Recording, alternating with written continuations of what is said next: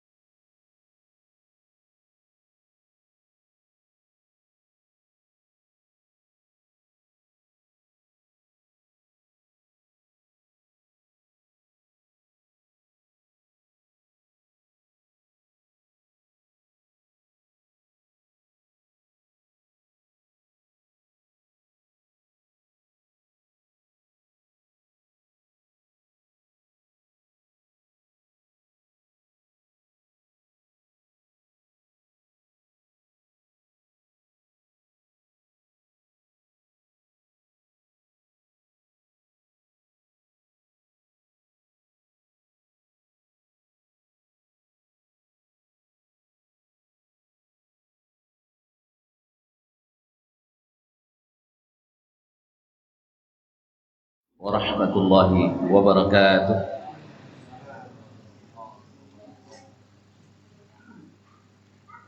Alhamdulillahi dzil jalali wal ikram, sahibit tawli wal in'am. Ahmaduhu subhanahu wa ta'ala ala ni'amihi al-idham, kama ashkuruhu ala alaihi al-jisam. أشهد أن لا إله إلا الله وحده لا شريك له الملك العلام وأشهد أن محمدا عبده ورسوله سيد الأنام عليه أفضل الصلاة وأتم السلام وعلى آله وأصحابه الأعلام القادة البررة الكرام ومن تبعهم بإحسان ما تعاقبت الليالي والأيام.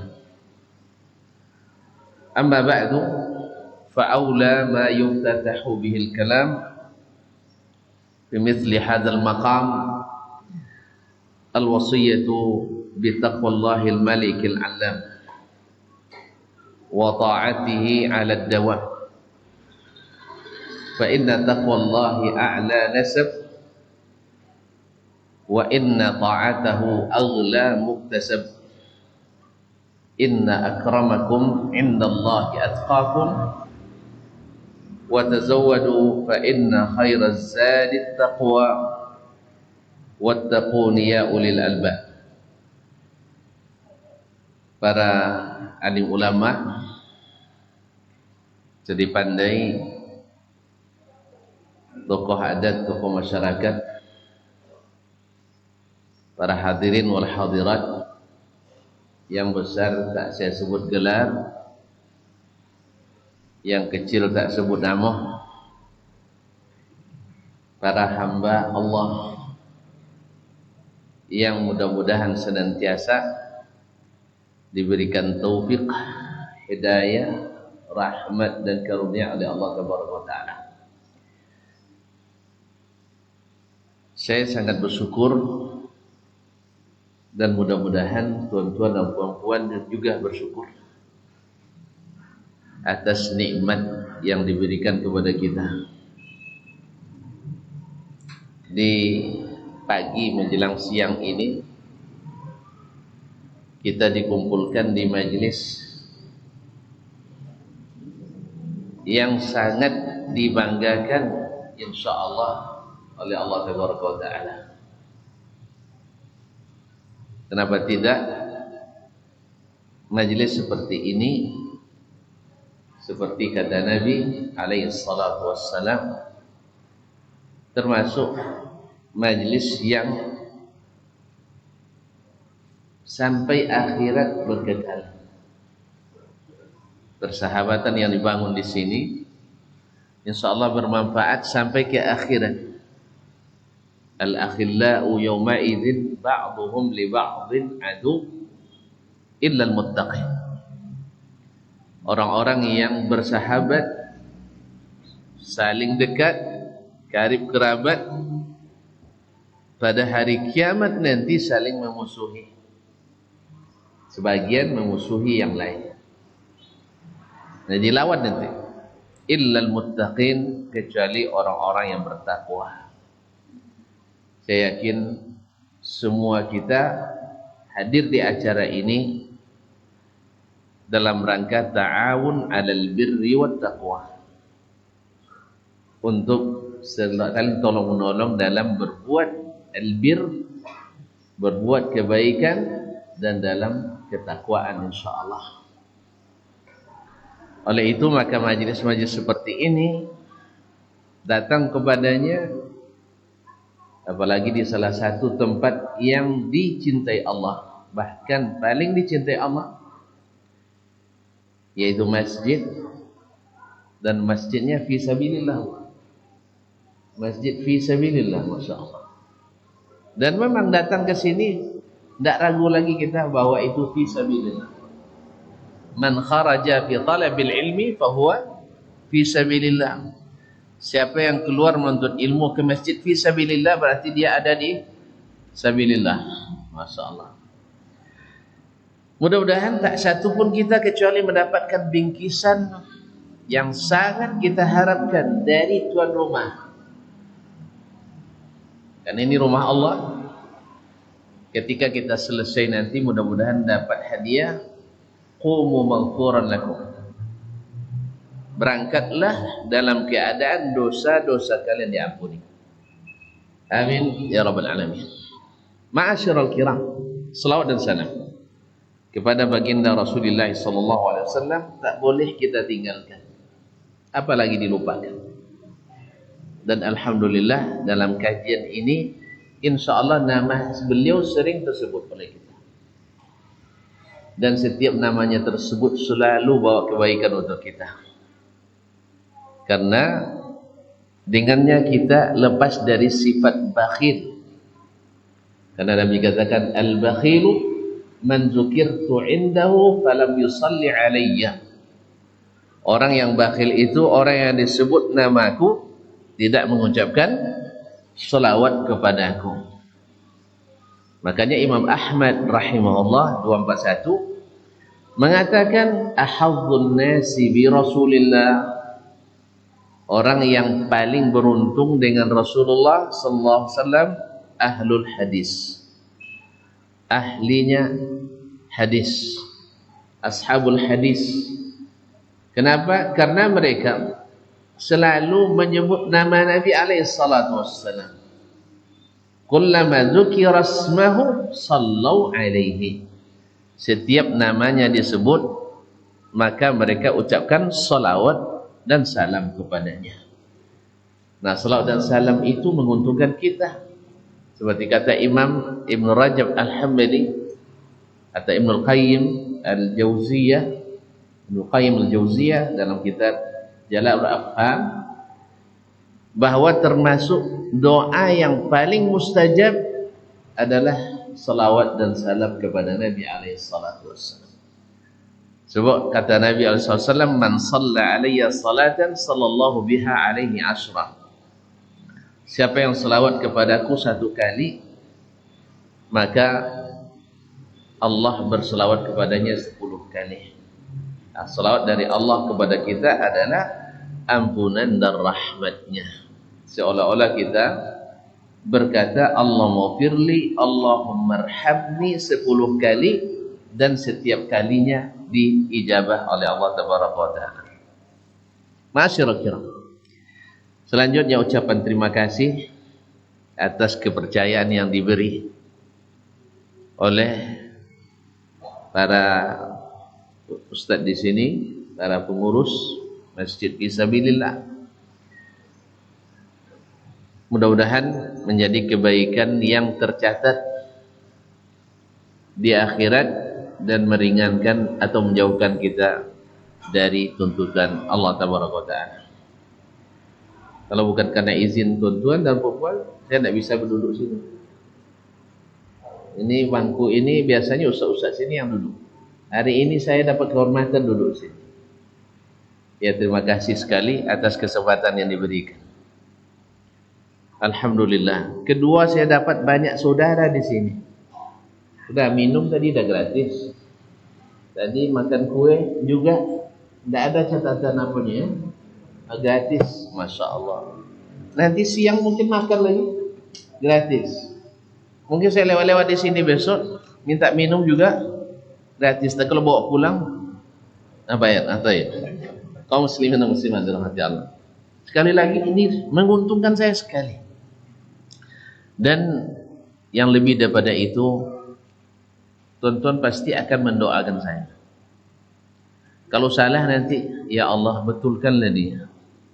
Dan kalau betul, ya Allah banyakkanlah orang seperti dia. Banyakkan anaknya, banyakkan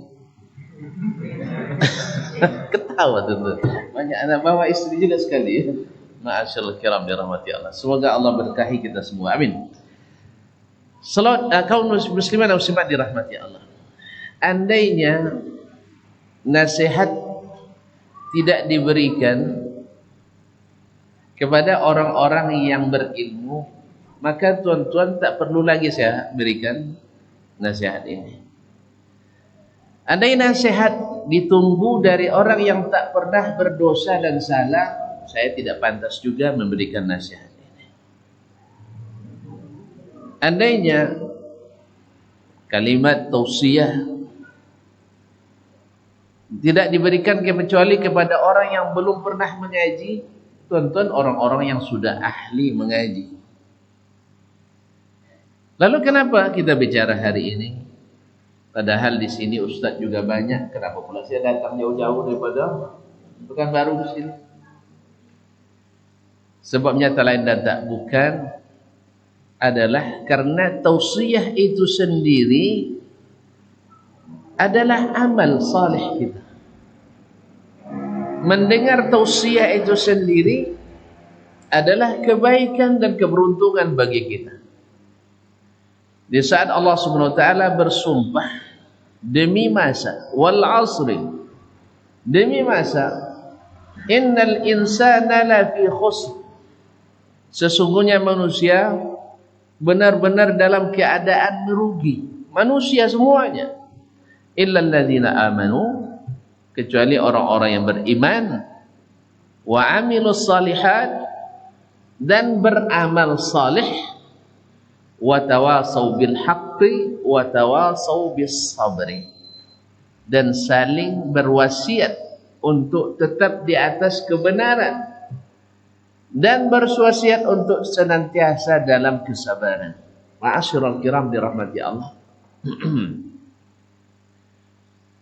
Jangankan kita, Nabi alaihissalatu wassalam selalu mendapatkan nasihat dari Rabbnya.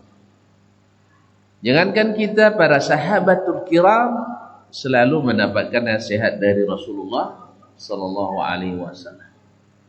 Oleh itu maka saya beranikan untuk duduk di sini, walau hanya sekedar melihat wajah-wajah cerah, ya, wajah-wajah berseri-seri, cahaya iman yang memancar dan harapan masuk surga insyaallah. Amin. Ma'asyiral kiram, tema kita apa tak tema? Keluarga paling bahagia. Ma'asyiral kiram, dalam bahasa Arab keluarga disebut dengan al-usrah. Dalam disebut juga dengan ailah, disebut juga dengan asyirah. Kalau makna usrah sebenarnya adalah dari kata-kata asara ya'siru, yaitu mengikat dan menambah. Seorang kalau sudah menikah, berkeluarga, mesti terikat dan tertambat. Iya tak? Kan tak boleh lagi banyak-banyak cerita di luar kan? Mesti balik cepat. Apalagi kalau pisahnya limited. Ya, sebagian suami dapat pisah dari istri terbatas. Ya, asal pulang lambat dapat telepon sayang. Nah, saya untung alhamdulillah pisah saya unlimited. Kapan pun pulang tak ditanya. Justru kalau cepat pulang ditanya, apa cepat pulang? Kaum muslimin untung ya. Jadi pisah saya unlimited. Makanya kalau bicara saya santai-santai aja. Kalau ada bapak-bapak dan ibu nanti pisah yang terbatas, tolong beritahu, Ustaz, pisah kami habis. InsyaAllah saya persingkat dengan izin Allah. Ma'asyiral kiram, ailah juga berarti dari ailah yang artinya adalah tanggungan. Jadi kalau sudah menikah pasti menanggung saya. Nah, pasti ada beban yang kita tanggung. Ya tak? Jadi kita ini ketika berkeluarga banyak yang menanggung. Menanggung derita, menanggung nafkah, menanggung apa lagi? Perangai gitu ya, perangai gitu. Baik perangai istri, perangai suami, perangai anak dan seterusnya. Nah, lalu bagaimana kita kok bisa menjadi keluarga paling bahagia? Dalam bahasa kita pun keluarga ini disebut dengan rumah tangga, rumah bertangga. Kalau tabiatnya rumah bertangga, orang naik ke atasnya, agak susah atau payah? Sama aja ya. Pasti tidak stabil. Mesti tidak stabil. Apalagi kalau naiknya sambil ngangkat lemari pula. Ngangkat beban berat. Pasti oleng kita. Bahasa lain juga menyebut keluarga itu dengan bahtera rumah tangga.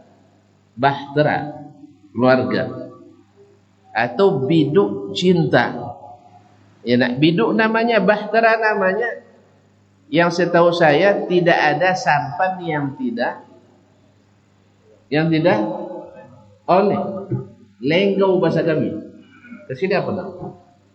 Bahasa sini oleng aja. Masya Allah. Berarti kami punya credit point di sini. Bahasa kami lebih lengkap. Kaum muslimin muslimat. Yang namanya keluarga pasti ada olengnya. Nah, bagaimana ini menjadi ahna baitin, rumah yang paling tenang, as'adu usratin, rumah yang paling bahagia. Ma'asyiral kiram dirahmati Allah. Sesungguhnya kita berkeluarga ini nikmat. Tapi juga di dalamnya ada azab. Sebab di antara kesenangan dalam keluarga dan juga ada di antara kesempitan dan kesengsaraan keluarga. Di antaranya Nabi menyebut min sa'adatil mar'i, di antara kebahagiaan seorang itu dapat istri yang salihah dan rumah yang lapang, kendaraan yang nyaman. Ya, 3 kesenangan seseorang, kebahagiaan seseorang: istrinya salihah, rumahnya lapang, kemudian kendaraannya nyaman. Berarti kebalikannya, min syaqawatil mar'i, sengsaranya seseorang, istrinya tak salihah, kendaraannya sering mogok, sering rusak, atau sama sekali tak punya kendaraan, dan apalagi rumah sempit. Ma'asyiral kiram dirahmati. Tapi Nabi tidak memutlakkan itu. Ini di antara kesenangan. Ada orang yang Masya Allah rumahnya tidak besar, istrinya juga tidak besar, istrinya tidak salihah, kendaraan tak punya, tapi Masya Allah menjadi keluarga paling bahagia, bisa berbahagia. Dan dalam ini banyak kisah yang kita baca, kisah-kisah nyata. Tapi berapa banyak orang yang rumahnya luar biasa luasnya, kendaraannya luar biasa mewah dan nyamannya, cuman sayang istrinya kadang-kadang terlibat narkoba. Ini juga tidak menjamin kebahagiaan. Nah, pertanyaannya, bagaimana kita bisa menjadi keluarga yang paling bahagia? Pertama harus kita ketahui siapa manusia paling bahagia di dunia ini. Orang paling bahagia di dunia ini siapa? Rasulullah sallallahu alaihi wasallam. Gimana dia tidak bahagia? Antum dapat istri 1 orang saja, Masya Allah luar bahagia, luar biasa bahagianya. Sampai pada bayangkan pula, andainya 1 saja bahagia, pasti 2 lebih bahagia, 3 tambah lagi. Tapi kenyataannya baru istri kedua hilang seluruh bahagia. Mulai perang antara 01, 02, akhirnya cari pendapat nasihat sana sini, ada masukan baru. Harus ada wasit. Harus ada wasit pengadil di antara keduanya. Akhirnya beristri yang ketiga. Ternyata tak selesai juga. Ya, ada seorang sopir dari Yaman tinggal di Madinah, terlibat eksiden kecelakaan di lalu lintas. Mati orang yang ditabraknya. Lalu ditahan 2 pekan. 2 pekan ditahan, pas mau dikeluarkan, dia memohon kepada pihak kepolisian, tolong lanjutkan penahanan saya. Jadi minta penahanannya bukan ditangguhkan, tapi dilanjutkan, ditamdid. Kenapa? Ternyata dia merasa nyaman di situ. Pasalnya istrinya 3 sudah lama menunggu untuk memberikan ceramah. Jadi masing-masing istrinya ahli ceramah gitu. Jadi pulang ke rumah istri pertama diceramain, istri kedua diceramain, istri ketiga diceramain. Jadi dia puas dengan ceramah. Akhirnya isolasi adalah solusinya. Jadi dia sengaja merasa nyaman diisolasi di sana. Sebab pulang ke rumah sehabis kerja bukan nasi, bukan makanan yang diulurkan, bukan pijitan yang didapatkan, tapi ceramah yang langsung disumbatkan ke telinganya. Makan belum, istirahat belum, capek belum selesai, sudah ceramah. Akhirnya dia lebih bahagia tinggal di tahanan polisi. Ini rumahnya jadi neraka. Masyaallah. Nah, kalau kita sudah tahu rumus atau siapa manusia paling bahagia di dunia, maka kita dapatkan adalah Rasulullah sallallahu alaihi wasallam. Berarti kalau begitu istri tak cukup. Masyaallah kiram dirahmati Allah. Nabi adalah yang paling bahagia. Apa yang menyebabkan beliau paling bahagia? Maka kita perhatikan setiap kasus keluarga yang terjadi adalah akibat jauh dari aturan ilahi. Bila terjadi pelanggaran syar'i, maka alamat akan terjadi kekacauan dalam keluarga. Sebab kaum muslimin dan muslimat dirahmati Allah SWT, manusia ini diciptakan Allah, diciptakan pasangannya, dan Allah sebutkan tujuannya adalah litaskunu ilaiha, supaya kalian merasa tentram kepada istri-istri kalian itu. Wa ja'ala bainakum mawaddatan wa rahmah, supaya lebih tentram itu, maka dijadikannya lah antara kalian mawaddah, saling mencintai, wa rahmah, dan saling menyayangi. Sebagian berpendapat kalau gitu kita sebelum menikah harus latihan dulu saling menyayangi dan saling mencintai, cinta sebelum menikah. Ternyata juga gagal total. Sebab cinta sebelum menikah, selain dia haram, melanggar syariat, kedua selalu lebih sering kepura-puraan. Tidak sebenar-benarnya.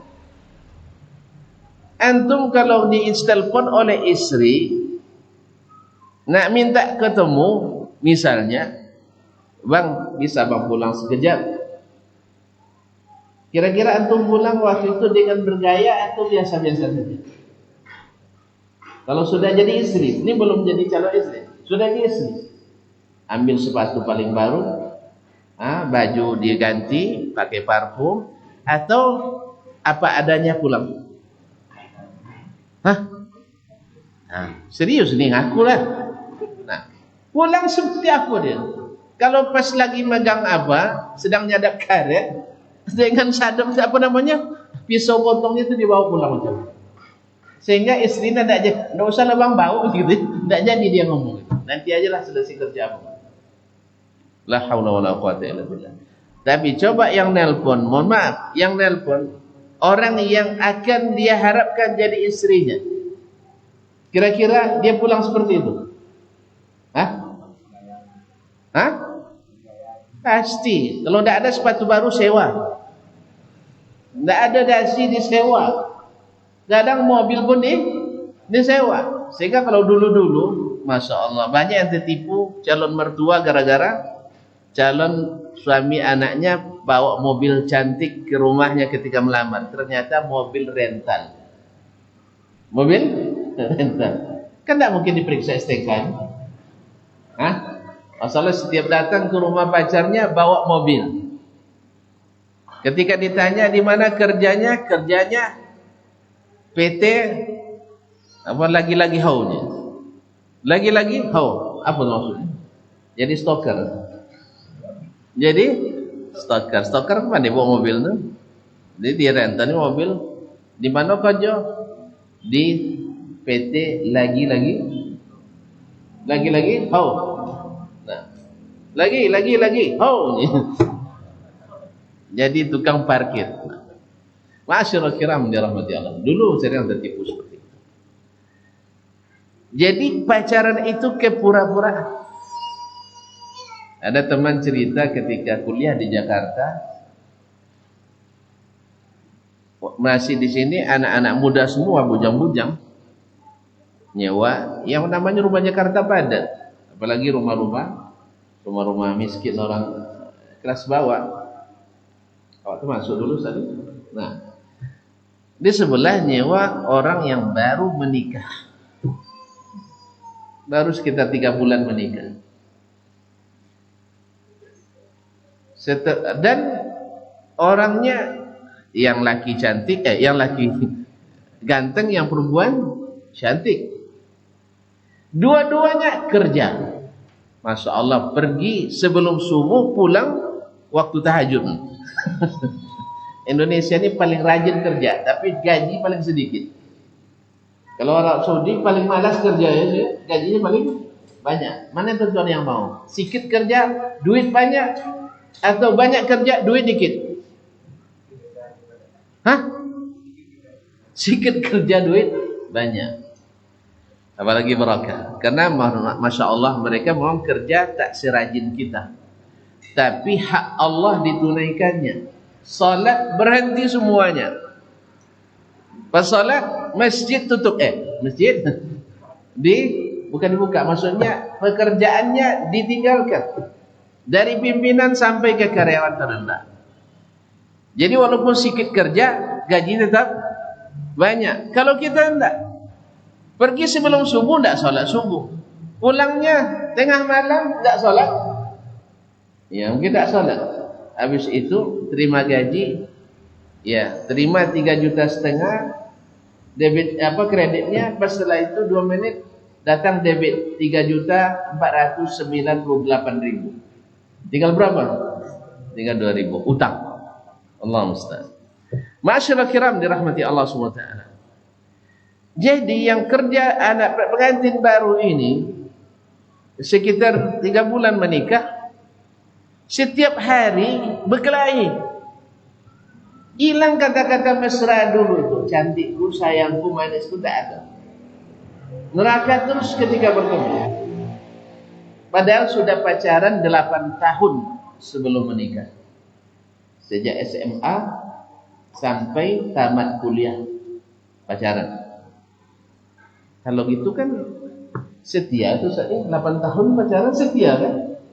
Iya kan, sudah mengenal luar dalam kan? Tapi ternyata setelah menikah, yang selama ini cinta ternyata pura-pura. Masyaallah kiram dirahmati Allah. Dan kawan-kawan yang di sebelah yang bujang-bujang ini, kalau gini risau mereka menikah. Ya, dengar orang berkelahi terus, tentu tak semangat untuk nikah. Tentu nikah belum? Sudah, alhamdulillah lulus. Yang belum nikah angkat tangan. Kalau dengar setel seperti ini yang belum menikah, dengar orang sebelah karena triplek, kedengaran terus. Subhanallah, risau mereka menikah. Tapi tak lama orang ini pindah, diganti lagi dengan 2 pasangan baru pula. Ya Allah, betul-betul ujian bagi anak muda di situ. Orang pengantin baru, cuman bezanya yang pengantin baru ini orang dah ngaji dan tak pernah berpacaran sebelumnya. Proses ta'aruf sebentar, kemudian melamar, kemudian menikah.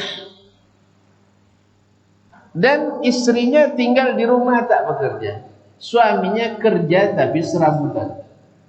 Tapi Masya Allah setiap hari dan setiap pulang penuh dengan ungkapan mesra, cinta dan romantismenya.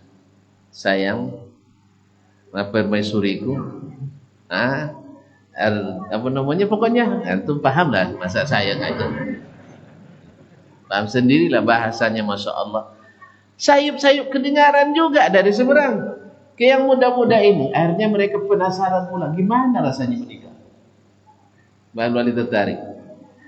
Jadi kaum muslimin dan muslimat dirahmati Allah, maka cinta sebelum menikah itu adalah neraka. Dan cinta itu sebenarnya dalam keluarga itu masuk bab al-mahabbatul muktasabah.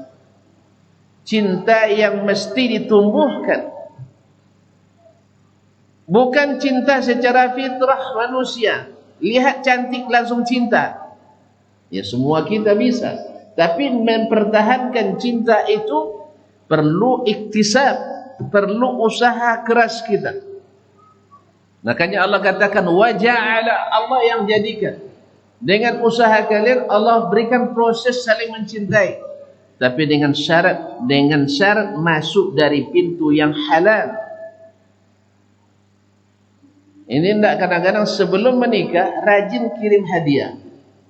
Setelah menikah tak pernah kasih hadiah. Kecuali hadiah ceramah tadi. Nah, sebelum menikah sering tukar hadiah. Sampai-sampai ada ibu-ibu, Papi sih sebelum menikah kita sering kirim hadiah. Sekarang kok tidak lagi. Dia jawab, mana ada orang yang memancing dah dapat ikannya kasih umpan lagi gitu. Rupanya umpan, Pak. Umpan. Itu makanya ini pura-pura semua. Itu ikan sering tertipu oleh kita, iya kan? Itu tukang pancing itu termasuk. Tukang pancing itu penipu ulu. Iya maksudnya tukang pancing. Iya bukan tukang pancing ikan, tukang pancing orang. Ini penipu ulu. Makanya kaum muslimin dan muslimat, yang model begini susah untuk bahagia karena penuh dengan kepura-puraan. Oleh sebab itu bahagia rumah itu memang dimulai dengan start yang syar'i.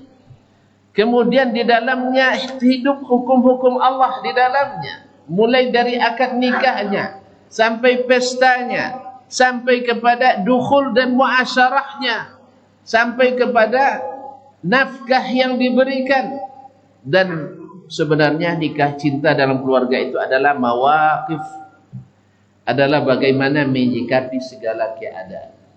Sebab ketika bahtera ini berlayar, walaupun di awal kita lihat tidak ada gelombang, seperti kami hari itu berangkat ke seberang, awalnya biasa-biasa saja, sampai di tengah lautan bikin mabuk. Dan kita tidak siap untuk mabuk waktu itu. Tidak siap dengan untuk mabuk. Subhanallah. Kaum muslimin dan muslimat dirahmati Allah SWT. Jadi memang start kita menentukan sampai di mana kita.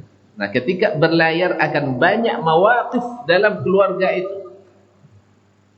Saya pernah ketika menikah dipanggil oleh petinggi kampus waktu itu, sekretaris rektor.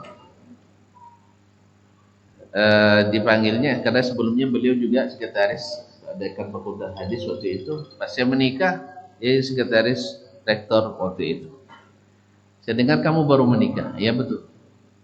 Lalu dia katakan, akhi, ini nasihat dari orang tua saya, dari datuk saya. Dia dapat dari datuknya lagi.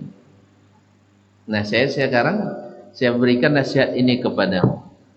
Ingat baik-baik. Ingat baik-baik. Dan ini makanya saya berikan pula pada antum. Karena saya dapat gratis, saya kasih juga.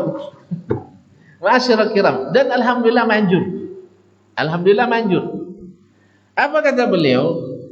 Akhi, ma min fatan, ma min syab yuqdim ala az-zawaj illa annahu yatasawwar fi fikri au fi dhihni annahu sayatazawwaj imra'atan min al-hur al-'ain. Seseorang ketika akan menikah akan menyangka dia menikah dengan bidadari. Tahu bidadari, Ustaz?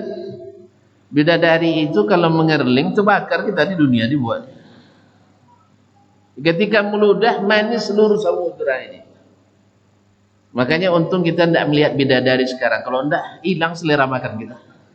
Iya, nak mati semua kita. Kapan nak jumpa dengannya? Banyak majnun nanti. Majnunul huril ini.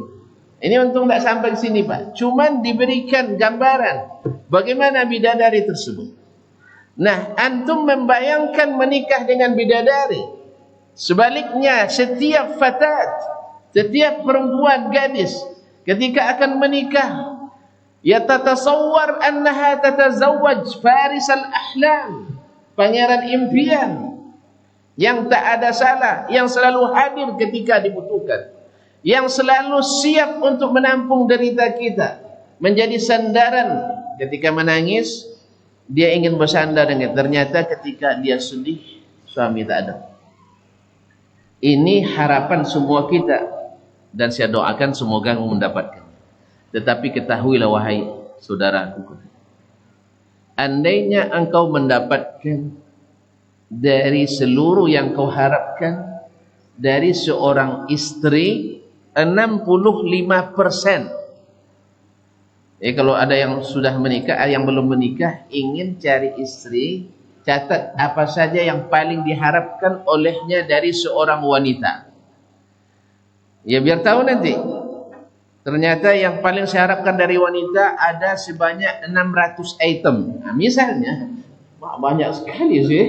600 daftar menunya. Daftar menunya. Hari Sabtu saya ingin dia masak sambal hijau.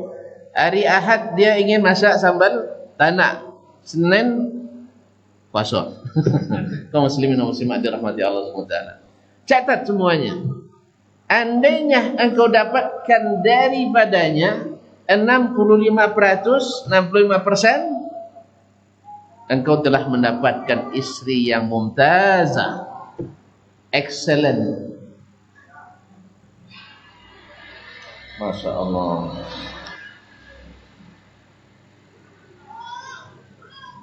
Ada bukan? Baik, silakan. Silakan.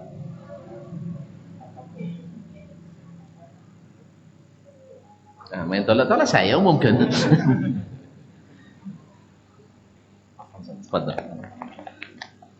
Baik, diumumkan kepada jamaah yang memiliki mobil BM 109.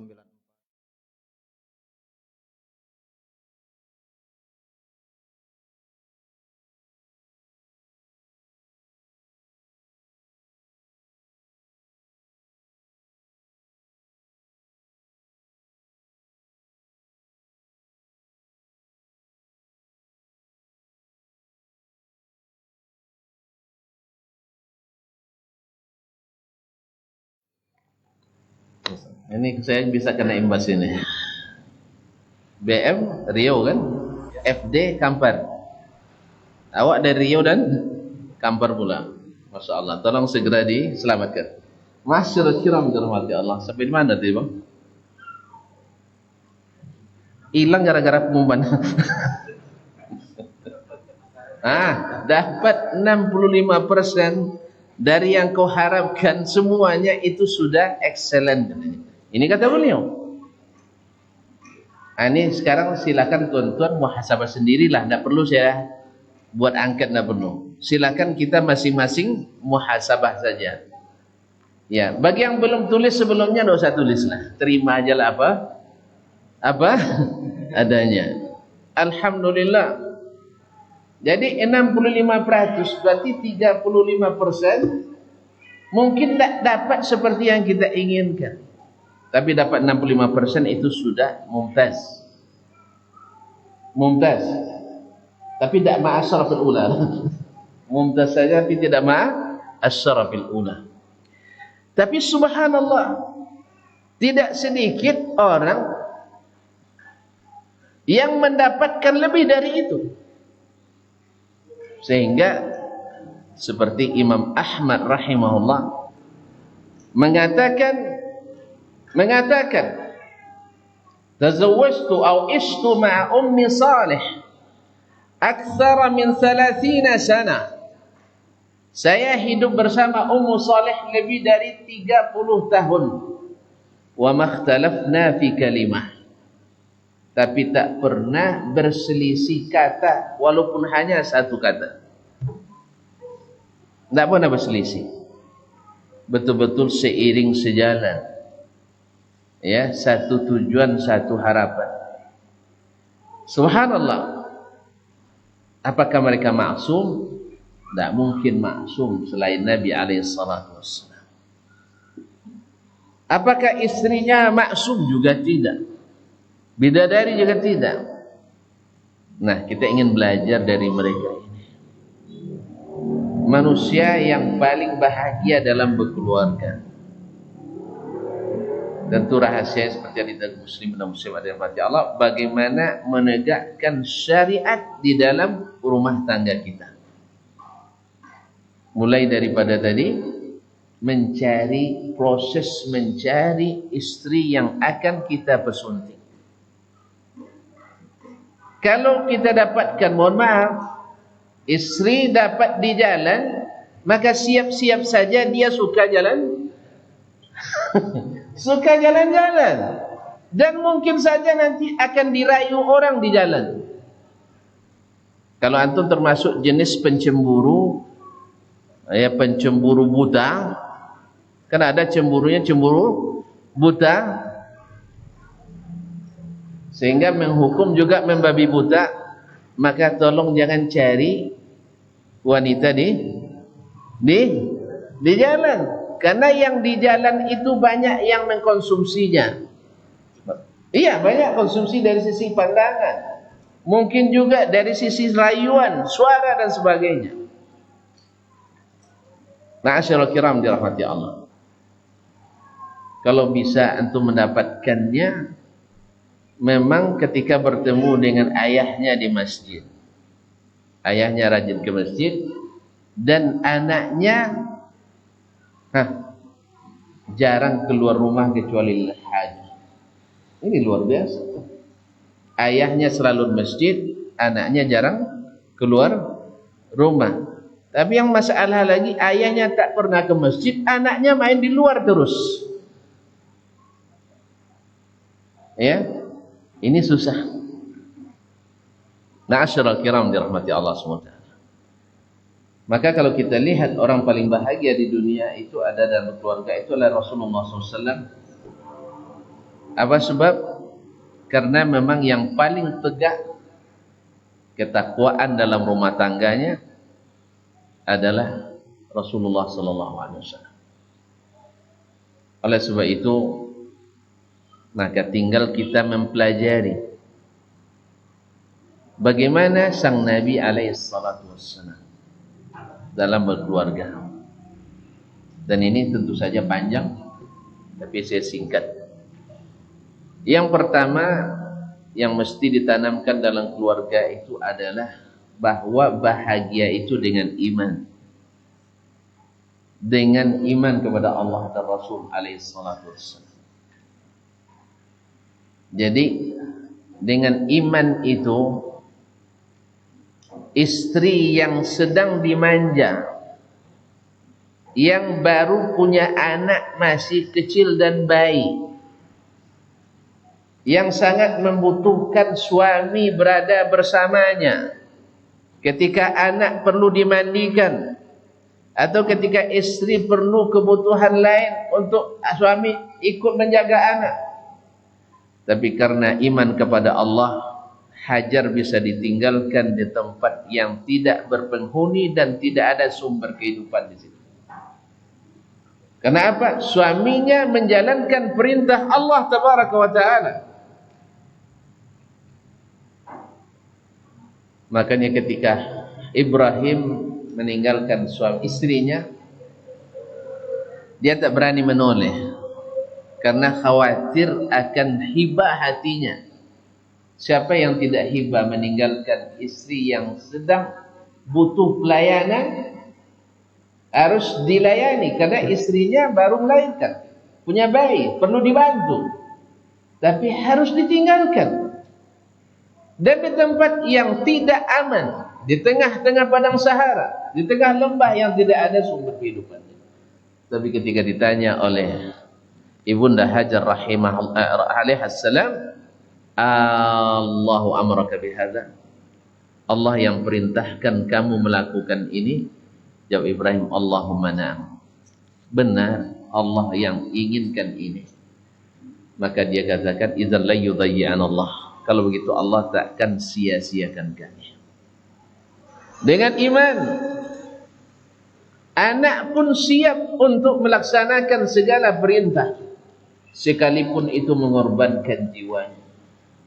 Ismail alaihissalam, ketika anak baru saja tumbuh dewasa, mulai diharapkan untuk membantu kehidupan, menyenangkan, menyambung dakwah ini, tiba-tiba Allah menguji kembali Nabi Ibrahim alaihissalam dengan ujian yang mungkin lebih berat lagi, yaitu Allah meminta Ibrahim menyembelih anaknya. Ya Allah, Engkau Maha Kuasa untuk mematikan anakku. Tak cukupkah dengan mati anakku dan aku bersabar menerima takdir? Belum. Ini kelasnya beda Ibrahim.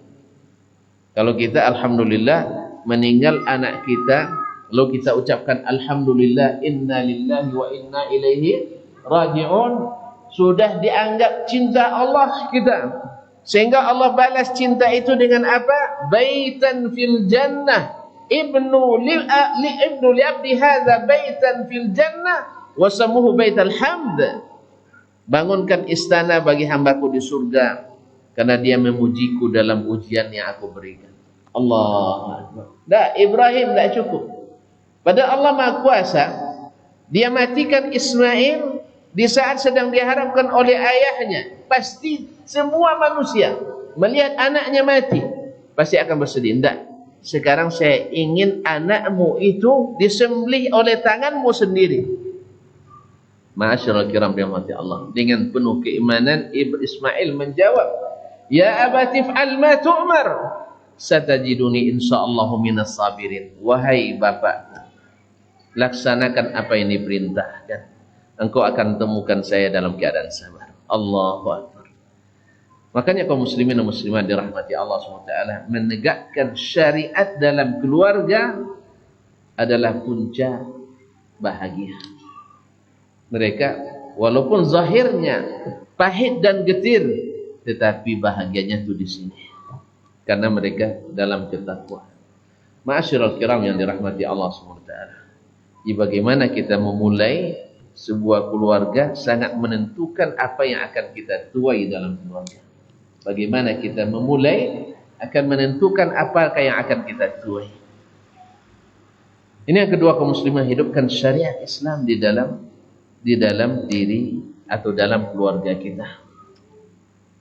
Salehkan diri kita, insyaallah Allah salehkan keluarga kita. Imam Al-Auza'i rahimahullah mengatakan, wallahi inni la a'lamu taghayyura tabi'ati zawjati bal dabbati bi dzambin irtakabtuhu. Saya bisa memahami perubahan yang terjadi pada istri dan bahkan binatang tungganganku berubah gara-gara dosa yang aku lakukan. gara-gara dosa yang aku lakukan. Makanya sebagian salaf rahimahumullah jami'an, mereka sengaja solat malam panjang-panjang untuk kesolehan anaknya. Karena Allah janji yang saleh akan dikaitkan dengan orang yang saleh pula. Maka mereka menjaga kesolehan dirinya. Sampai mereka ada yang melihat anaknya yang sedang tidur, wahai anakku, ya, karena engkaulah ayah berdiri di malam hari seperti ini, supaya Allah menjadikan kamu anak yang saleh. Karena anak yang saleh pasti akan dijamin oleh Allah. Inna waliyallah alladhi nazzala al-kitab wa huwa yatawalla as-salihin. Sesungguhnya yang mengurus urusanku hanya Allah yang menurunkan Alkitab. Lihat, yang menurunkan Alkitab ada kaitannya kesolehan dengan Alkitab, yaitu menegakkan kitabullah dan sunnah Rasulullah SAW dalam kehidupan rumah tangga kita. Ini yang ketiga. Yang kedua, dan karena waktu sudah nampak bisik-bisik, saya tengok dah mulai berbisik-bisik. Ya, kertas pesan sudah sampai berantai pula. Pertanyaan banyak, jadi kita tidak boleh banyak cerita. Tidak boleh banyak cerita. Kaum muslimin dan muslimat dirahmati Allah. Yang ketiga, ma'asyiral kiram dirahmati Allah, daripada banyak menuntut hak, maka alangkah baiknya dalam berkeluarga itu menunaikan kewajiban. Istri jangan selalu membayangkan haknya yang tidak tertunaikan oleh suaminya. Ini akan mengurangi bahagia dalam keluarga pasti. Kita nak ingin sesuatu tak pernah diberi, tapi dia lupa hak suaminya yang merupakan kewajibannya. Karena sudah kalau mulai menghitung berapa untuk saya, kita sering lupa berapa hak orang pada kita. Iya, kalau gitu, itu sudah tabiat itu. Berapa untuk saya, kita lupa memberi untuk orang lain. Dan kalau orang sudah biasa menghitung berapa untuk orang dari saya, dia akan lupa untuk menagih piutangnya sendiri. Ini tidak perlu orang sekolah tinggi, tidak. Orang-orang biasa, tak sekolah tinggi. Saya mengenal ada orang yang bila dia berhutang tak pernah terlambat dibayar. Tapi bila orang lain berhutang kepadanya, dia tak pernah tagih.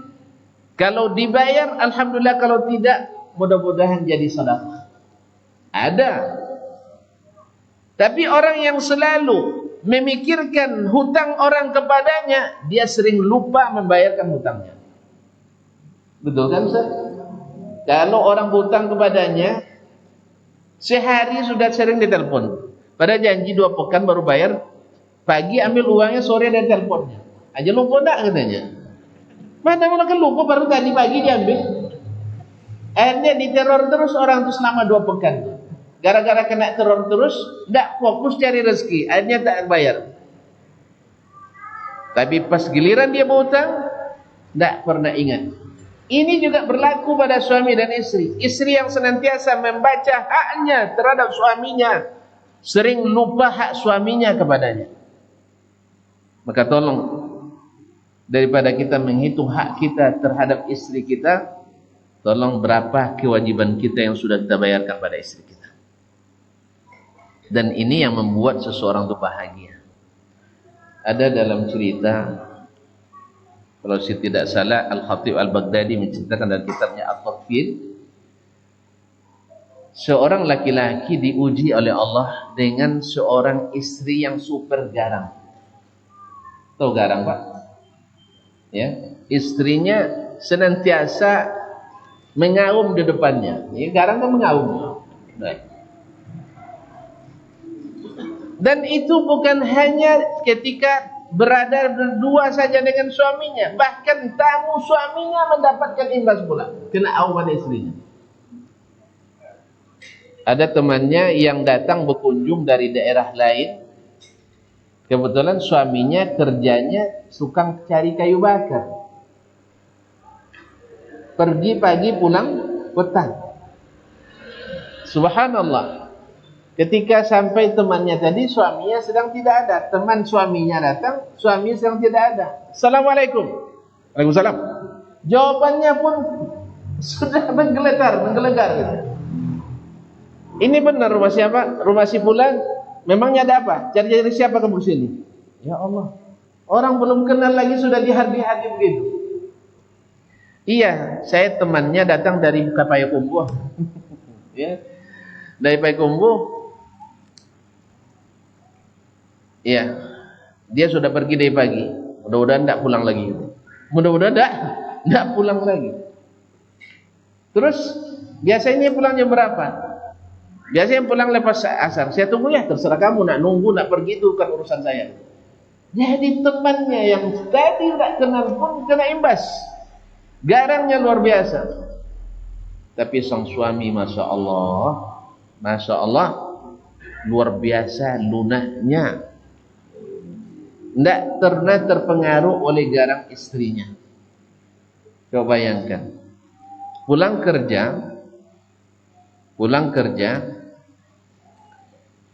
dia jangankan dapat makanan yang tersedia atau air mandi yang sudah dihangatkan, justru seperti yang kata-kata tadi, ceramah yang dapat. Kayak istri tiga tadi, ahli ceramah semua. Bawa penghasilan salah, tak bawa pun salah. Dikasih banyak juga salah, dikasih sedikit juga salah. Semuanya salah. Nah, ketika dia pulang, dapat temannya setelah basa-basi, suruh temannya istirahat. Dia sendiri yang masakkan makanan untuknya dan untuk tamunya.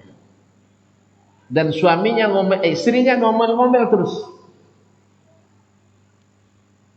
Tapi dia tidak mengeluarkan satu pun kata. Dia terima. Saking sabarnya, Allah ganti, ya, istrinya garang, akhirnya Allah jinakkan singa kepadanya. Jadi singa jinak kepadanya, sehingga setiap pulang kerja yang mengangkatkan kayu bakarnya adalah singa itu. Diikatkan ke punggung singa itu, lalu dia berjalan di depannya, dia berjalan depan singa itu, diikuti sampai di rumah, dia duduk, dibuka, lalu singanya pergi. Tonton pilih yang mana, singa yang garang atau istri yang garang? Saya biarlah singa yang garang, istri jinak. Serius ini, saya pilih istri yang jinak, biarlah singa garang. Singa garang bisa dikandangin, istri yang garang kita yang dikandangin ya. Masyaallah kiram dirahmati Allah SWT. Allah ganti bulan, cuman gantinya belum sesuai waktu itu. Singkat cerita, 3 hari 3 malam kawannya ini bertamu di rumahnya dan pergi. Tapi kesannya seperti tadi. Luar biasa sabarnya saudaraku ini. Kalau sempat saya Allah musta'an. Tapi dia enggak sabar. 2 tahun setelah itu, atau setahun setelah itu, berkunjung lagi kawan tadi. Ya teman akrab, apapun akan kuhadapi. Ya kan? Dia datang lagi. Dan temannya juga sedang tidak ada di tempat. Cuman yang menjawab di dalam sudah beda, tidak garang lagi itu. Assalamualaikum. Waalaikumsalam warahmatullahi wabarakatuh. Banyak sambungin. Waalaikumsalam gitu tadi enggak. Tapi dia ini benar rumah si fulan, iya benar. Dia sedang pergi kerja. Nanti silakan jam menunggu ya. Tidak lama lagi beliau pulang. Semoga selamat. Berubah tadi, semoga jangan pulang. Dia berkata-kata dalam hatinya, tapi dia tahan. Ini masya Allah istri taubat barangkali ini. Sudah taubat. Tidak lama suaminya pulang. Cuman hari ini tidak ada lagi singa yang membantu. Dia sendiri yang panggul bebannya. Tapi karena kawannya sedang capek, yang tadi tidak menanya-nanya. Bertamu di sana. Pas masuk ke rumah, kan orang sana kan adatnya kan ditunggu dulu suami baru masuk kan. Masuk rumah, alhamdulillah makanan sudah tersedia, masya Allah, dan ucapan selamat, marhaban, ahlan wa marhabannya, masya Allah, istri kepada suami. Jadi kawan ini bertanya-tanya dalam hatinya, sampai 3 hari tidak tertahan lagi. Dia mohon maaf saya nak pulang tapi saya nak bertanya, tolong jangan tersinggung nak kawan, katanya. Iya. Kenapa? Tahun lalu saya mengucapkan salam aja di Hardi sama istrimu. Tapi tahun ini Masya Allah ramahnya luar biasa. Yang kedua, tahun lalu kamu ditemani singa. Sekarang kok nggak ada singa yang mati ya? Dibilangnya, Alhamdulillah akhi, kemarin tuh saya dapat istri yang garang, sehingga Allah ganti dengan singa yang jinak. Sekarang istri saya yang garang itu sudah mati, dapat istri yang jinak begini, akhirnya singa kembali garang. Singa kembali garang karena istrinya sudah lembut. Jadi kaum muslimin dan muslimat dirahmati Allah, ini kesabaran. Jadi jangan minta hak kita, karena hak kita itu pasti akan diberi bila kita benar-benar laksanakan haknya kepada kita. Ini terbalik. Kita lebih sering meminta hak kita ditunaikan dan melalaikan hak istri atau suami untuk diberikan. Itulah al-jaza' min jinsil amal. Kalau kita nuntut hak, dia nuntut hak juga. Kalau kita nuntut setiap pulang air hangat disiapkan untuk mandi, dia akan nuntut pula setiap hari raya pulang ke rumahnya. Awak istri orang Papua pula jauh kan? Makanya jangan tuntut haknya. Kalau kita nuntut dia untuk masak enak-enak, dia juga nuntut kita untuk bawa dia jalan enak-enak. Awak piti tak ada. Jalan itu kaum muslimin dan muslimat dirahmati Allah. Kemudian kalau antum minta dipijitin, misalnya capek bekerja, sudah berapa kali antum memulai mijit dia? Ini pas minta dipijitin langsung tidur kita. Abang besok aja lah katanya. Atau adik besok aja. Kapan antum yang memulai? Sini bang atau sini dek, saya pijitin. Habis itu jangan langsung tidur. Kalau udah ngantuk-ngantuk rasanya, sekarang abang lagi atau sekarang adik lagi. Jadi kita berikan. Makanya bahasa pendidikannya jangan lebih sering memberi hukuman daripada memberi apresiasi. Coba lihat Nabi SAW, mana yang lebih sering mengapresiasi istrinya atau memarahi istrinya? Bilang aja nggak tahu. Kaum muslimin. Nabi SAW seperti kata Ummul Mukminin Aisyah radhiyallahu taala anha, maka Nabi SAW yaghdabu li nafsi. Nabi tak pernah marah karena haknya. Walakin idzan tuhikat maharimullah. Tetapi kalau dia dilanggar apa yang diharamkan Allah, di situ dia marah.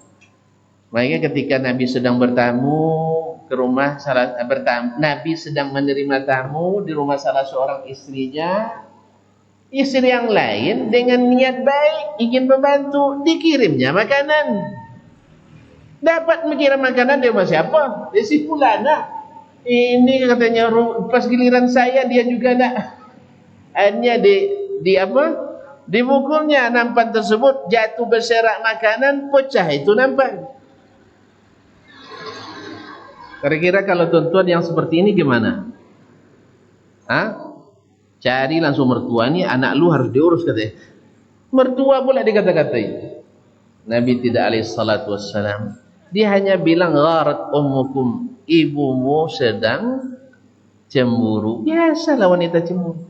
Lalu Nabi hanya memberikan hukuman kecil, diambilnya nampan milik istri yang memukul, dikembalikan kepada istri yang pukul nampannya. Selesai masalah? Selesai? Tidak ada. Nabi tidak biarkan ini perkara besok dendam membara antara kedua istri ini. Awas ketemu nanti. Saya pukul pula kamu. Kamu pukul nampan saya pukul jidatmu. Tidak ada. Karena Nabi tak marah. Luar biasa tuan-tuan. Di depan teman-teman kita, di depan anak buah kita, istri kita memarahi kita. Siap? Siap? Begitulah orang-orang tersebut akhirnya menjadi orang-orang paling bahagia dalam keluarganya, karena lebih sering memberikan hak daripada menuntut kewajiban istri atau suami kepadanya. Dan pasti kalau masing-masing memikirkan keinginannya dan lupa keinginan istri atau suaminya, alamatlah masing-masing akan egonya naik dan tanazulnya kurang. Artinya mementingkan pasangannya akan berkurang. Dan ini tentu saja karena tidak mengacu kepada syariat yang diturunkan dan contoh yang diteladankan oleh baginda Rasulullah sallallahu alaihi wasallam, sampai-sampai Nabi menyampaikan kaedah berumah tangga yang harus kita ikuti. Khairukum khairukum li ahlih. Yang terbaik di antara kalian adalah yang terbaik pada keluarganya. Wa ana khairukum li ahli. Dan aku adalah yang terbaik di antara kalian kepada keluarga. Kaum muslimin dan muslimat dirahmati Allah Subhanahu wa taala, ya, intinya adalah tegakkan hak Allah, maka Allah akan tegakkan hak kita. Tegakkan hak Allah, Allah akan tegakkan hak kita. Maka jalankan yang Allah perintahkan, jauhi yang Allah larang, maka insya Allah kita akan diberikan Allah kebahagiaan yang luar biasa. Bukan tanpa kendala. Sebab naik kapal bahtera tanpa gelombang tak asyik. Ya tak? Kalau ke rumah tak ada tangga kurang sehat. Makanya rumah bertangga dulu orangnya sehat-sehat. Sekarang rumah terbayak di bawah orangnya banyak stroke. Kenapa? Kakinya jarang melangkah, jarang olahraga. Dulu bertangga kan orang jarang yang penyakit. Makanya tangga itu harus ada. Dan gelombang itu harus ada. Tapi jadikan dia sebagai penyenang dalam kehidupan. Ibarat garam, masin kalau dimakan sendiri tapi dicampur dengan makanan yang lain, dia menjadi penyedap. Dan oleh itu, jangan kebanyakan garam pula. Kalau kebanyakan garam, tambah airnya, tambah kuahnya. Atau lapang-lapangkan hati kita. Seperti saudara kita tadi. Bahkan ada orang yang mengetahui aib aib istrinya, ada aib pada kulit istrinya, dia rela untuk sepura-pura buta selama 20 tahun lamanya. Pura-pura buta 50 tahun. Dan suami istrinya enggak tahu. Dikiranya benar-benar buta dia. Sebab apa? Demi supaya istrinya tidak merasa malu. Ya, orang buta kan tak nampak sama dia kan? Orang buta. Nah, bisa enggak kita membutakan mata dari kesalahan-kesalahan masing-masing istri atau suami kita? Jangan itu yang ditonjolkan. Tetapi tonjolkanlah segala kebaikan. Dengan iman seperti ini, insya Allah semakin bahagia kita bersama Allah, semakin bahagia kita dengan keluarga kita. Walaupun semuanya penuh dengan kekurangan. Catatlah tadi kalau nak tahu juga kuantitasnya 65%. Tapi kurang dari 65, tanggung-tanggung lah, kan menanggung tadi ceritanya. Ya, tanggung-tanggung aja lah.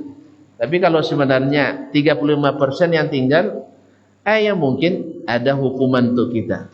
Dan kalau kita sabar dan menjalaninya, mudah-mudahan di akhirnya happy ending yang kita dapat seperti saudara kita tadi. Wallahu taala alam. Wa sallallahu ala nabiyyina Muhammadin wasallam. Waktu masih ada ya? Tanya jawab. Tapi harus siap-siap antum. Saya menjawab kadang lebih panjang dari ceramah. Baik. Ya, saya coba dengan tempo yang sesingkat-singkat.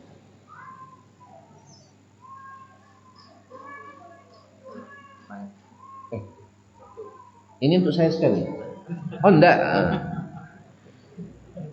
Bagaimana cara bertobatnya suami istri yang diawali dari zina? Innalillahi wa inna ilaihi rajiun. Kaum muslimin dan muslimat dirahmati Allah. Semoga Allah mengampuni kita semuanya. Zina itu kaum muslimin memang dosa syirik lebih berat. Tetapi orang yang berlaku syirik setelah taubat hilang dosanya. Hilang. Tidak ada orang bilang kamu mantan muslim. Tidak ada. Tidak diungkit-ungkit orang lagi. Ya tak? Tidak ada ungkit-ungkit lagi. Kamu syirik. Tidak ada. Tapi kalau zina, walaupun sudah bertaubat, sudah jadi keluarga salihah, tapi pasti akan diungkit-ungkit orang lain. Oleh sebab itu saya mengingatkan diri sendiri, kemudian saudara dan saudariku semuanya, Mari kita menjaga diri kita, anak-anak kita. Makanya nasihat saya selalu kepada orang tua untuk segera menikahkan anaknya sekalipun masih dalam kuliah dan sekolah. Tapi dengan catatan, ketika anak kita menikah jangan tolak tiga dia. Kamu kalau mau menikah hidup sendiri, ya, cari nafkah sendiri, nafkah istri sendiri. Ya gimana? Dia juga belum beristri pun masih butuh bantuan kita, apalagi setelah beristri. Makanya kaum muslimin dan muslimat, anak yang sudah menikah, anak kita juga. Daripada kita menghabiskan uang dia berbuat dosa, lebih baik kita tetap kuliahkan dia dalam keadaan berpahala. Bukankah menikah itu ibadah? Ibadah kan? Makanya saya umumkan, saya sampaikan ke anak saya, kamu kalau mau nikah silakan, tetap saya kuliahkan, biayanya full, mungkin saya tambahkan. Istrimu mau kuliah saya kuliahkan, mertuamu mau kuliah saya kuliahkan. Tidak ada cerita. Dan insya Allah kaum muslimin dan muslimat, yang namanya laki-laki fitrahnya selalu ingin berusaha sendiri. Itu fitrah laki-laki. Kecuali yang sudah berubah fitrahnya. Iya tak? Seasal laki-laki pasti ingin cari duit. Ya, kecuali yang salah pendidikan oleh orang tuanya. Makanya kaum muslimin dan muslimat dirahmati Allah, bukan mendidik anak dengan cara kalau kamu menikah berhenti kuliah. Terus anak orang yang diangkutnya ke sana kemari, dosa siapa? Dosa kita. Apalagi anak perempuan kita. Anak perempuan lebih parah lagi. Kadang digarap orang, habis itu ditinggal sama kita aibnya. Makanya anak perempuan lebih lagi. Kalau memang mau kuliah, kuliahkan. Suaminya kuliah, kita kuliahkan. Ini takut antum apa kata orang nanti beli menantunya. Biar beli tidak ada masalah. Berarti berharga. Daripada gratis saja tidak berharga. Lebih baik dibeli. Ini hanya alasan-alasan yang dibuat oleh kita supaya anak dilambatkan menikah, padahal semua terbuka di depannya. Akhirnya terjadi apa yang terjadi? La qadarullah. Nah, bagaimana bertobatnya orang yang dulu berzina? Ya, taubat kepada Allah tidak banyak prosedurnya. Taubatnya adalah dengan menyesali perbuatan tersebut dengan sebenar-benar menyesal. Yang kedua, meninggalkannya, jangan dibuat-buat lagi, bahkan jangan dibayang-bayangkan lagi. Yang ketiga adalah meninggalkan pekerjaan itu, berazam tidak akan kembali kepadanya dan memohon kepada Allah diampuni dosa tersebut. Nah, bila menikah dalam keadaan hamil perempuannya, ini masalah yang diperselisihkan oleh ulama. Walaupun dalam kompilasi hukum Islam, hukum positif Indonesia disahkan oleh undang-undang, tetapi ini pendapat sebenarnya marjuh, pendapat yang tidak rajih, yang lemah. Justru dengan alasan untuk menutupi aib, akhirnya orang berani menikah berani berzina sebelum menikah. Karena toh kita akan dinikahkan juga. Bahkan mohon maaf, mereka memulainya sehari menjelang akad nikah. Apalagi dengan istilah-istilah prawedding sekarang. Dan sayangnya dalam pelatihan prawedding apa saja wedding ya? Logat Jawa pula nih. Prawedding. Ya. Kadang-kadang pembimbing kita kayaknya kurang jeli. Banyak bimbingan menikah yang saya saksikan, disuruh calon pengantin ini makan berdua, bulat sebungkus nasi, sepiring berdua. Pas waktu salat juga tidak disuruh ke masjid laki-lakinya. Kalau begini tidak perlu dilatih lagi, mereka lebih pandai daripada kita. Untuk diajar makan bersama, mereka lebih pandai daripada kita. Tidak usah diajarin. Gimana nanti masuk rumah berpakaian yang rapi, itu tidak perlu diajarin. Yang perlu diajarkan bagaimana syariat Allah tegak dalam rumah tangga itu. Kalau tidak usah buat pelatihan menikah. Orang-orang tua dulu tidak juga pelatihan kok pandai sebanyak anaknya. Ini yang sudah latih-latih sedikit anaknya. Iya kan? Orang tua kita dulu anaknya 13, ada yang 18. Iya kan? Tidak ada pelatihan kayak gitu. Diajar makan bersama sebelum akad nikah. Siapa yang ngajarin? Ini mengajarkan yang haram atas nama latihan menikah. Atau disuruh datang dan pergi ke pelatihan bersekoncengan berdua.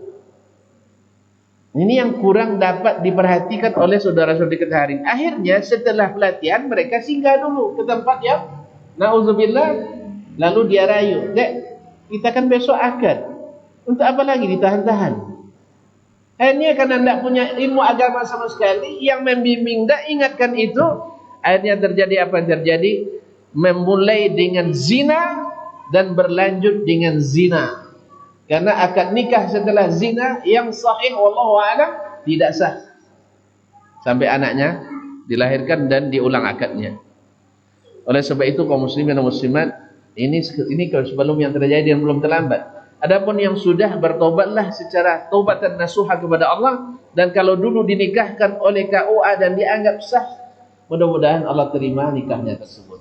Tapi kalau yang ingin berhati-hati lagi, walaupun saya tidak menyuruh ini, saya tidak menyuruh, tapi untuk lebih hati-hati diulang nikahnya, lebih ahwat, lebih hati-hati. Walaupun tidak diumumkan secara besar-besaran seperti yang kemarin. Makanya anak kita tolong dijaga. Tolong dijaga, jangan sampai mereka bekerja sebelum dapat SK bekerja. Surat izin mengerjakan. Jelas? Ini kadang-kadang orang tua punya peran ini. Peran yang sangat signifikan di situ. Dan kadang-kadang juga para pembimbing juga penyuluh juga kadang-kadang tidak atau terlupa mengingatkan ini, sehingga disuruh mereka datang berdua saja, tidak diingatkan. Ya setelah mereka datang berdua boncengan, akhirnya mereka pergi ke tempat-tempat yang na'udzubillah, apalagi sudah dapat surat keterangan akan menikah. Kadang-kadang penginapan menerima yang tanpa surat nikahnya, kadang diterima oleh sebagian, apalagi yang sudah ada surat akan menikah. Allah musta'an. Maka tolong kaum muslimin dan muslimat yang bertugas di bagian penyuluhan menikah ini lebih penting diperhatikan daripada mengajar mereka bagaimana cara makan, cara minum, cara boncengan, cara dan sebagainya. Itu tak dibaca pun pada sendiri nanti. Tak dibaca pun pandai sendiri. Kadang dibaca tak juga berlaku itu teori. Karena seni itu masing-masing berbeda. Baiklah kaum muslimin, maka sudah terjawab, bertobatlah kepada Allah taubatan nasuh. Alhamdulillah Allah tidak mempersulit prosedur di sini. Assalamualaikum warahmatullahi wabarakatuh. Waalaikumsalam warahmatullahi wabarakatuh. Semoga Allah Subhanahu wa taala menjaga Ustaz dan tim. Amin ya rabbal alamin, dan semoga Allah menjaga antum pula semuanya. Amin. Izin bertanya Ustaz, silakan. Pertanyaan. Ustaz, bagaimana agar seorang adik dapat menerima nasihat dari seorang kakak, padahal nasihat yang diberikan mengenai agar selalu bertakwa kepada Allah, dan sang adik tidak mau menerima nasihat tersebut? Jazakallahu khairan. Ada seorang hakim, seorang ahli hikmah ditanya, ayyuhuma ahabbu ilaika akhuka aw sadiquka? Mana yang lebih kau cintai, saudaramu kah atau temanmu? Dijawab olehnya, akhi idza kana sadiqi. Saudaraku lebih kucintai, tapi dengan syarat bisa jadi temanku. Kadang-kadang kita bersaudara nih kaum muslimin, terlalu prosedural, protokoler. Asal datang abang nomor satu, yang lain diam, tak boleh bicara. Siap gerak. Jadi tidak cair suasana antara abang dengan kakak. Abang dengan adiknya, antara saudara dengan saudara. Nah, yang harus kita lakukan adalah jadikan saudara itu bisa menjadi teman kita. Artinya ada keterbukaan di antara kita, nyaman bertemu dengannya. Ini enggak, datang abangnya adik pergi, pulang kakak adiknya, abangnya lari. Ada begitu kan? Karena tidak bisa berteman. Nah, yang seperti ini susah untuk menerima nasihat. Yang kedua, kaum muslimin dan muslimat, nasihat itu tidak selamanya dengan kata-kata. Tidak sedikit nasihat itu dengan sikap. Tidak sedikit nasihat itu dengan hadiah. Tidak sedikit ada nasihat itu dengan pujian. Dan antum lihat bagaimana yang disukai oleh adik atau abang yang kamu nasihati.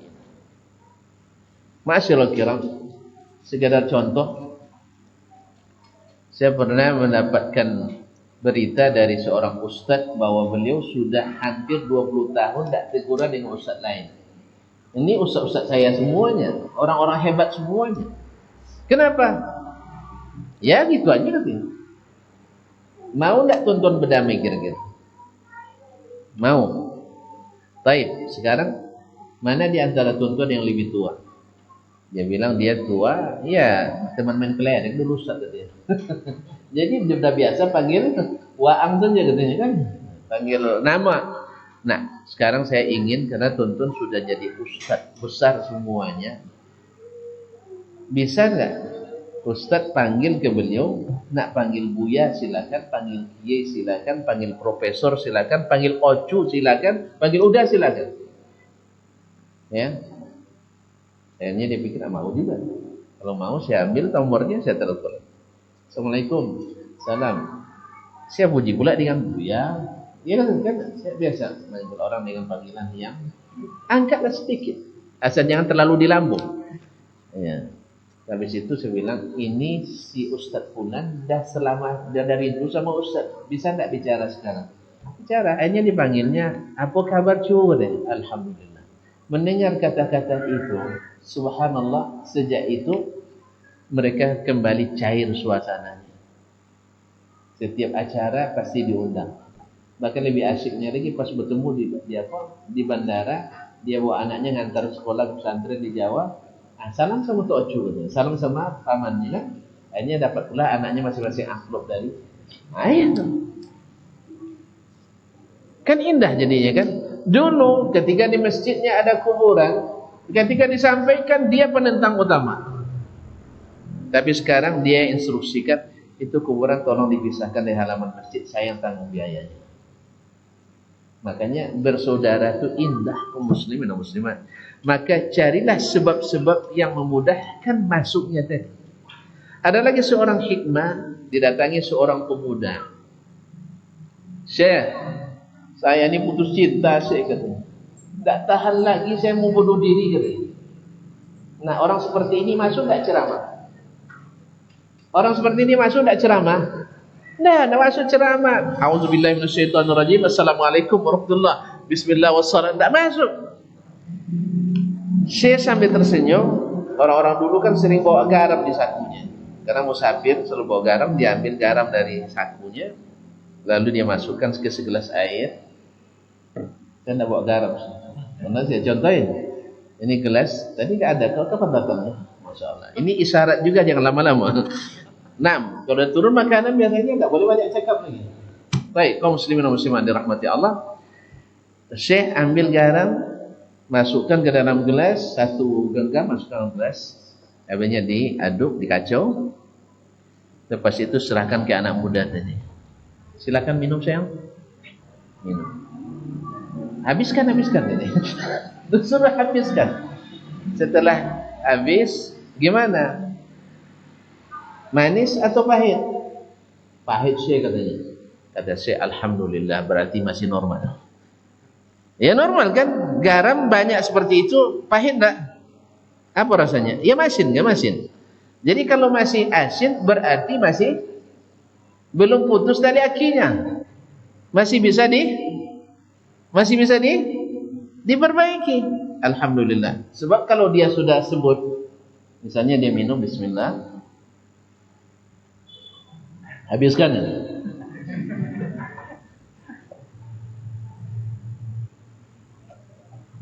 Alhamdulillah. Nah, air garam tadi dibilang manis ya? Oh enggak, masin katanya. Ya, kata Syekh, alhamdulillah, berarti masih sehat. Kalau masih sehat kan masih bisa masuk nasihat kan? Masih sehat. Lepas itu Syekh ajak dia ke tepi telaga yang airnya jernih. Tinggal ngambil begini. Suruh duduk di bangku dulu. Padahal dia sudah kehausan, minum air garam. Haus enggak? Nengok air jernih itu luar biasa dia. Cuman malu sama Syekh. Berarti masih ada malunya, masih sehat juga kan? Nah, tes lagi. Alhamdulillah dia duduk. Sebelum disuruh minum, dia tak minum. Ini Syekh ambil lagi segenggam garam. diletakkan di tepi telaga itu, lalu dia aduk di tepi telaga. Kamu mau minum tak? Iya saya mau minum. Ayo silakan minum dia sampai hilang masinnya tadi kan. Nah sekarang gimana rasanya garam ini? Air ini, kata beliau, airnya sedap, airnya segar. Tidak masin, tidak. Nah baru saya ajak dia duduk sambil menghadap pemandangan yang indah di depannya. Dia bilang, anakku, sebenarnya musibah yang menimpamu itu banyak sekali makhluk Allah yang ditimpa dengan musibah yang sama. Kan kisah putus cinta kan tak sekali ini terjadi kan? Iya kan? Qabil sambil membunuh Habil kan gara-gara cinta yang tertolak. Ya Qais Majnun Laila gila-gila karena cinta yang tak terlampiaskan. Dianggap tak sebadan dengan si Laila. Dan banyak lagi Majnun lain tapi tak separah Qais. Kullun yadda'i waslan bi Laila wa Laila la tuqirru lahu zaka. Masih banyak. Cuman tak seperti Qais yang sampai hilang akarnya. Yang sampai jadi wali majzu pula. Allah musta'an. Kaum muslimin wa syuhada dirahmati Allah Subhanahu wa taala. Tak sampai hilang akarnya. Nah, tadi ketika saya masukkan garam ke segelas air, kamu bilang masin. Sah? Nah, ketika saya masukkan air ke dalam garam ke jumlah yang sama ke dalam telaga, kamu bilang airnya segar. Jadi sebenarnya tergantung air yang kau miliki. Kulah tempat bejana yang kau punyai. Dan perasaan itu biasanya ditampung di hati kita sayang. Oleh sebab itu lapangkanlah hatimu. Maka musibah-musibah itu akan terasa menyenangkan. Oleh sebab itulah itu rahasianya kenapa Ibrahim Al-Harbi ketika meninggal anaknya dia bilang alhamdulillah ana aradtu dzalik. Untung anak saya meninggal di waktu bayi. Saya yang memang ingin itu. Muridnya dia bilang, Syekh, tidak pantas ngomong seperti itu. Syekh kan orang ulama besar. Dia bilang, saya mendengar Rasulullah SAW berkata, dan disebutkan hadis fadilat, orang yang meninggal anaknya yang masih baik.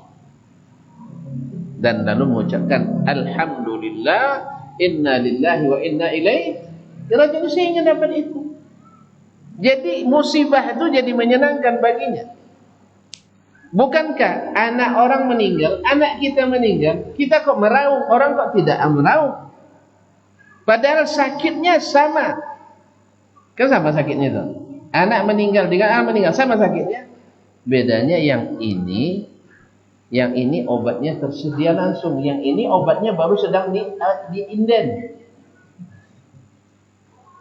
Kalau ini obatnya sudah ada langsung. Ketika luka itu ada, langsung ada obatnya. Iman. Kalau yang ini, obatnya sedang inden. Dipesan dari... Entah dari mana pesannya. Kadang salah alamat pula. Karena tidak tahu kirimnya kemana. Kalau itu kaum muslimin muslimat, kembali kepada nasihat tadi. Kadang-kadang nasihat itu tidak cukup dengan perkataan saja. Dan tidak mesti diberikan ketika sedang terjadinya kesalahan. Justru itu lebih parah kadang. Yang ketiga, tidak mesti ditujukan kepada yang bersalah secara langsung. Lihatlah baginda Rasulullah SAW, berapa banyak orang bersalah, tapi beliau tidak panggil di halaman raya namanya sebulan, sini. Kamu yang mengatakan itu, tidak. Nabi cukup mengatakan, ma balu aqwamin yaquluna kadza wa kadza. Bagaimana ada orang yang mengatakan ini dan itu? Akhirnya yang bersalah kan cukup, oh saya yang dimaksud. Tanpa ada orang lain yang mengetahui. Oleh sebab itu nasihat juga perlu adab-adabnya. Pilih waktu yang tepat, dengan cara yang tepat, dan dengan cara yang menyenangkan, bukan cara yang menyusahkan.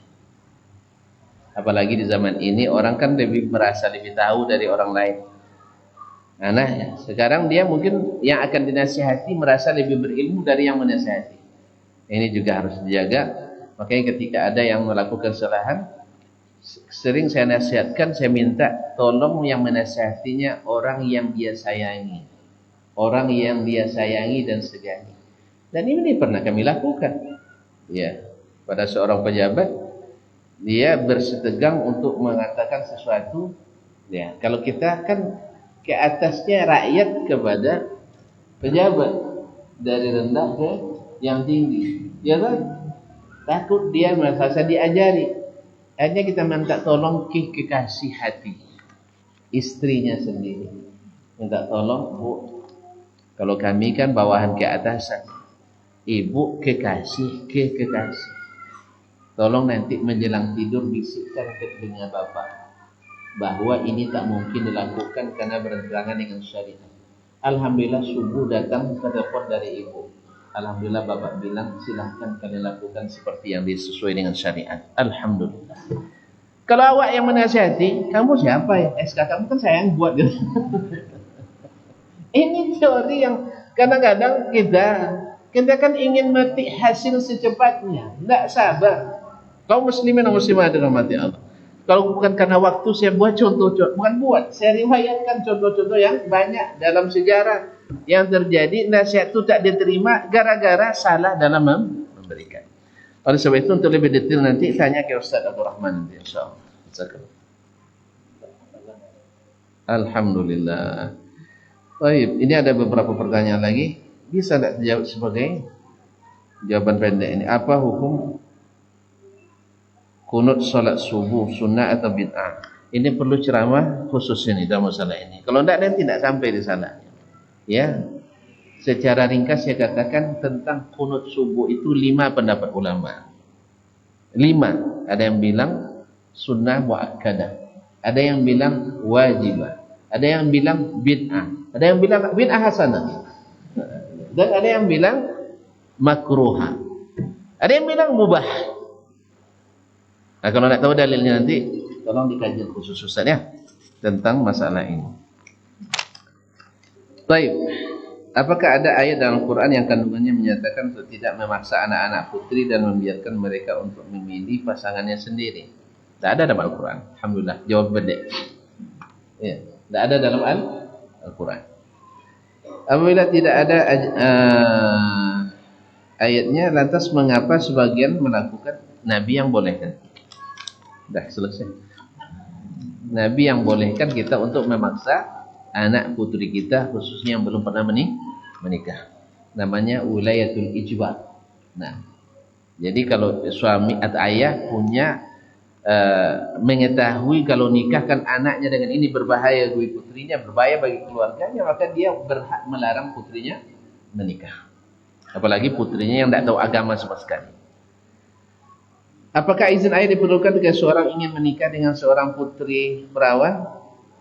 Apakah izin ayah diperlukan ketika seorang ingin menikah dengan seorang putri perawan? Maksudnya laki-laki. Secara wajib izin tak ada kewajiban. Tetapi secara etika, akhlak kita dianggap tidak berakhlak. Ya, kena juga kita tidak menjaga akhlak dan etika. Masa menikah tiba-tiba ayah tidak tahu. Nah, ini patut dapat tolak 3 dari ayah. Pokoknya jangan jejakkan kakimu di rumah ini katanya. Kan bahaya. Jadi kalau wajib izin orang tua dari sisi syarat menikah tidak. Tetapi kalau restu orang tua dari sisi bakti kita pada orang tua ya wajiblah. Karena kita dilarang menyusahkan hati orang tua. Maka mesti minta izin kepadanya, wallahu taala alam. Karena sudah ada amaran dari Ustaz, maka kita cukup sampai di sini. Mudah-mudahan bermanfaat. Banyak sekali kekurangannya karena saya tidak sebutkan semuanya, tetapi mudah-mudahan yang sedikit ini bila dikembangkan, insyaallah Allah mudahkan kita mendapatkan keluarga yang paling bahagia dengan izinnya tabaraka wa taala. Terima kasih dan mohon maaf. Mudah-mudahan ada waktu lain kita berjumpa kembali. Subhanakallahumma bihamdik, asyhadu an la ilaha illa ant, astaghfiruka wa atubu ilaik. Wassalamualaikum warahmatullahi wabarakatuh.